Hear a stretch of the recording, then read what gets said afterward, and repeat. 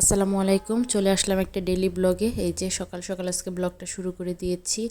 আমি সকালে খালি পেটে হচ্ছে কাঁচা হলুদ খাই, আর গতকালকে রাতে চিয়া সিড ভিজিয়ে রাখতে ভুলে গেছিলাম, তাই এখন ভিজিয়ে রাখলাম, কিছুক্ষণ পরে খেয়ে নিব। আজকে যেহেতু আমার হাজব্যান্ডের পরীক্ষার ডিউটি আছে, 11:30টার দিকে তার ডিউটিতে যাবে, তাই লাঞ্চ নাও করতে পারে, এই জন্য হচ্ছে সকালে একটু ভারী নাস্তা করব। এখনও যদিও সবাই ঘুমাচ্ছে, আমি একটু ভারী নাস্তা করতে গিয়ে হচ্ছে যে একটু খুদ ভিজিয়ে নিচ্ছি। খুদের ভাত রান্না করব, এটা আমার হাজব্যান্ডের খুবই পছন্দের। আর এটা হচ্ছে আমার আম্মার এখান থেকে নিয়ে আসা এই খুদগুলো, অগ্রাণী ধানের একদম নতুন যে ধান উঠছে সেই ধানের খুদ। এটা খেতে খুবই ভালো লাগে, খুবই সুস্বাদু হয়। আর সাথে সাথে দুপুরের রান্নার আয়োজনটা করে ফেললাম। আমি অবশ্য সব রান্নাতেই তেল খুব কম ব্যবহার করি, খুবই অল্প তেলে রান্নার চেষ্টা করি, যাতে আর কি যে খাবারটা স্বাস্থ্যসম্মত হয়।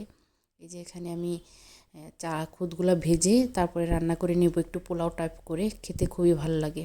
আর এই যে দেখেন আমার লাউ গাছটা একটু কেমন হয়ে যাচ্ছে, তাই শাকগুলো তুলে খেয়ে ফেলতেছি।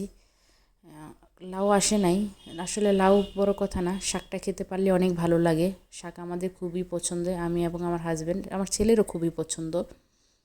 আর তারপরে আমি আমার ছেলের জন্য নাস্তা তৈরি করে নিব, ওর জন্য একটু সেমাই রান্না করে নিব। ও আসলে বাচ্চা তো এক এক দিন এক একটা আইটেমের নাস্তা খেতে পছন্দ করে, প্রতিদিন একই আইটেম খাবার তার ভালো লাগে না।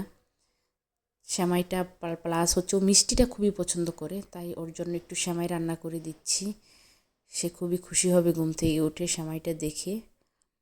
আর এই তো দুপুরে রান্নারও আয়োজন করে ফেলতেছি। আজকে একটু ইলিশ মাছ বের করে নিচ্ছি, এই যে ধুয়ে পরিষ্কার করে নিচ্ছি মাছটা। মাটির নিচের কিছু আলু ছিল, ওই আলু দিয়ে মাছটা রান্না করব, লাউ শাক রান্না করব। নিজের গাছের লাউ শাক খেতে খুবই ভালো লাগে। আর আমি যেহেতু বরগুনাতে থাকি, এখানে হচ্ছে অনেক ইলিশ মাছ পাওয়া যায়।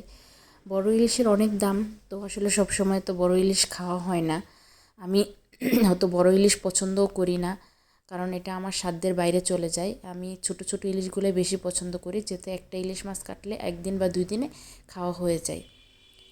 কারণ আমি আমার হাজব্যান্ডের ইনকামের উপর হিসেব করেই সংসারটা চালাতে হয়, সব কিছু ওটার সাথে করে চলতে হয়। আর না হলে তো মাস শেষে টানাটানি পড়ে যাবে, আর সেটা চলাও সম্ভব না। আমি মনে করি যার যেমন ইনকাম সে তার মধ্যেই আসলে চলার চেষ্টা করা উচিত। কে কী বললো বা কে কী ভাবলো তাতে কিছু যায় আসে না। আর কিছু পালং শাক তুলে নিয়েছি, এগুলো আমার এখানে লাগানোর পালং শাক, এগুলো দিয়ে আমি বাচ্চাকে চিপস তৈরি করে দিব। এগুলো ও ভাজা পোড়া খেতে খুব পছন্দ করে, তাই বাসায় তৈরি করে দিই। এই যে দেখেন, সে বাহিরে হাঁটাহাঁটি শুরু করে দিচ্ছে এক পিস পেয়ারা হাতে নিয়ে। সে দোল খাবে এখন, এই যে সে খুব খুশি দোল খেতে পেরে। যাক, এইটুকু হাসিতেই আসলে সারাদিনের সব ক্লান্তি ভুলে যাই আমি।